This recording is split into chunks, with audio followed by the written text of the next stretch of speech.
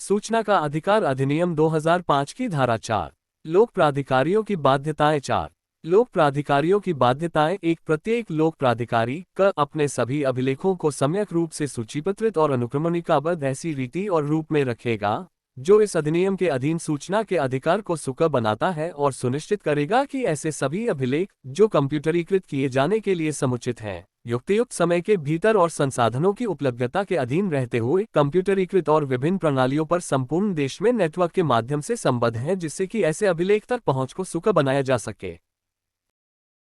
इस अधिनियम के अधिनियमन से 120 दिन के भीतर आए अपने संगठन की विशिष्टियां, कृत्य और कर्तव्य अपने अधिकारियों और कर्मचारियों की शक्तियां और कर्तव्य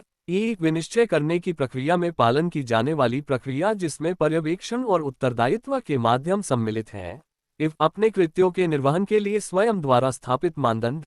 अपने द्वारा या अपने नियंत्रणाधीन धारित या अपने कर्मचारियों द्वारा अपने कृत्यों के निर्वहन के लिए प्रयोग किए गए नियम, विनियम, अनुदेश, निर्देशिका और अभिलेख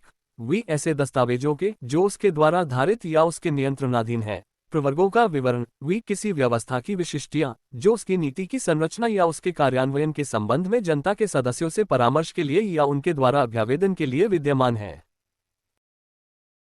ऐसे बोर्डों, परिषदों, समितियों और अन्य निकायों के जिनमें 2 या अधिक व्यक्ति हैं, जिनका उसके भागरूप में या इस बारे में सलाह देने के प्रयोजन के लिए गठन किया गया है और इस बारे में कि क्या उन बोर्डों, परिषदों, समितियों और अन्य निकायों की बैठकें जनता के लिए खुली होंगी या ऐसी बैठकों के कार्यवृत्त तक जनता की पहुंच होगी। विवरण अपने अधिकारियों और कर्मचारियों की निर्देशिका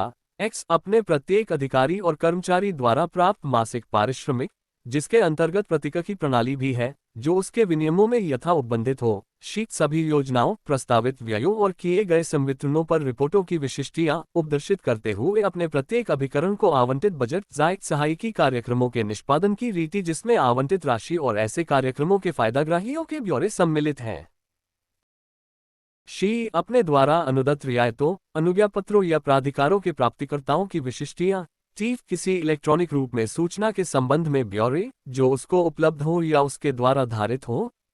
सूचना अभिप्राप्त करने के लिए नागरिकों को उपलब्ध सुविधाओं की विशिष्टियां जिनमें किसी पुस्तकालय या वाचन कक्ष के यदि लोक उपयोग के लिए अनुरक्षित है तो कार्यकरण घंटे सम्मिलित हैं।